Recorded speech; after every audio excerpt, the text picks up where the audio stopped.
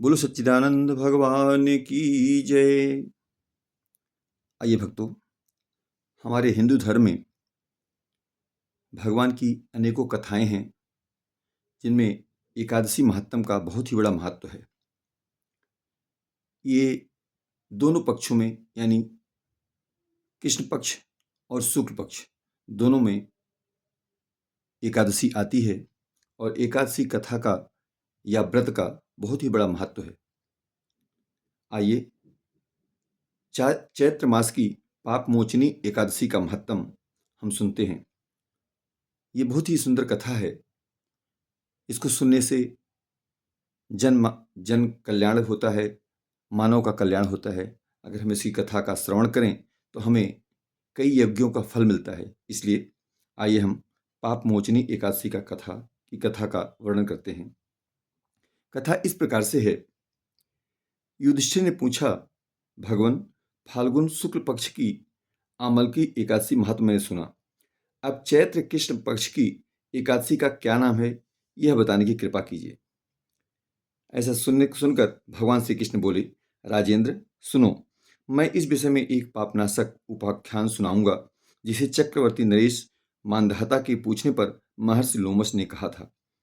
मानधाता बोले, भगवान, मैं लोगों के हित की इच्छा से यह सुनना चाहता हूं कि चैत्र मास के किस पक्ष में किस नाम की एकादशी होती है, उसकी क्या विधि है तथा उससे किस फल की प्राप्ति होती है।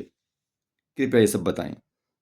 लोमश जी ने कहा, नृपश्रेष्ठ, पूर्व काल की बात है। अप्सराओं से सेवित चैत्र रथ नामक वन में, जहां गंधर्वों की कन्याएं अपने किंकरों के साथ बाजे बजाती हुई विहार करती हैं, मंजू घोषा नामक अप्सरा मुनिवर मेधावी को मोहित करने के लिए गई।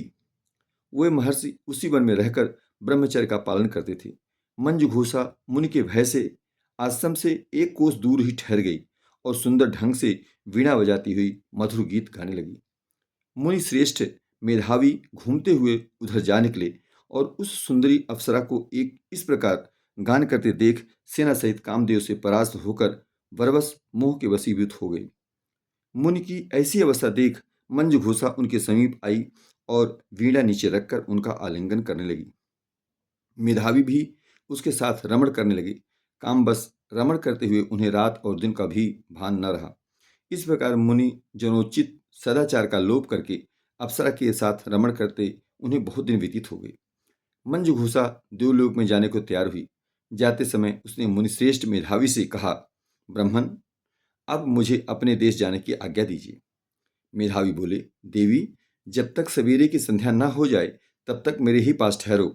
अप्सरा ने कहा, विप्रवर, अब तक न जाने कितनी संध्या चली गई। मुझ पर कृपा करके बीते हुए समय का विचार तो कीजिए। लोमस जी कहते हैं कि राजन, अप्सरा की बात सुनकर मेधावी के नेत्र आश्चर्य से चकित हो उठे। उस समय उन्होंने बीते हुए समय का हिसाब लगाया तो मालूम हुआ कि उसके साथ रहते 57 वर्ष हो गए। यानी मुनि को उसके साथ रहते हुए समय का कुछ पता ही नहीं चला और इस तरह से अनेकों वर्ष बीत गए।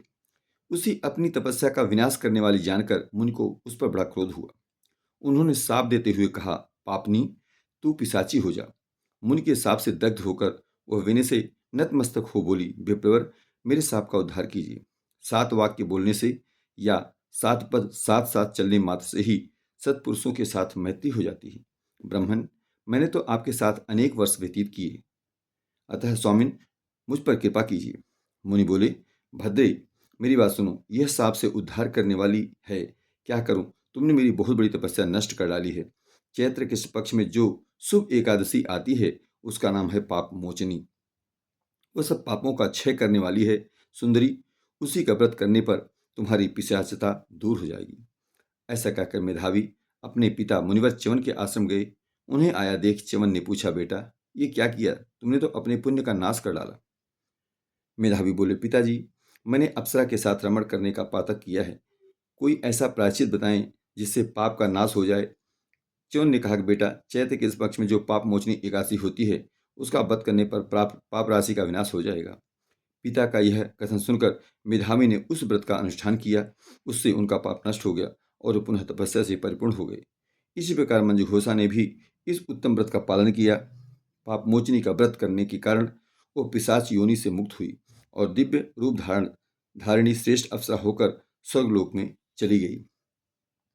राजन, जो श्रेष्ठ मनुष्य पाप मोचनी एकादशी का व्रत करते हैं उनका सारा पाप नष्ट हो जाता है। इसको पढ़ने और सुनने से सहस्त्र गोदान का फल मिलता है। ब्रह्म हत्या, सुवर्ण की चोरी, सुरापान और गुरु पत्नी गमन करने वाले महापातक की भी व्रत के करने से पाप मुक्त हो जाते हैं। यह व्रत बहुत पुण्यमय है। युधिष्ठिर ने पूछा, वासुदेव आपको नमस्कार। अब मेरे सामने यह बता करके आपने मानव जात पर और मुझ पर बहुत ही उपकार किया है, इसलिए हे वासुदेव आपको सत सत नमन। हमारे इस कथा से हम सबको ये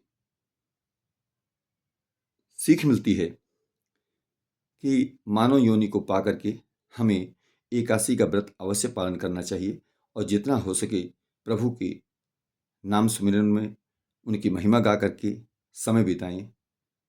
बोलो सच्चिदानंद भगवान की जय।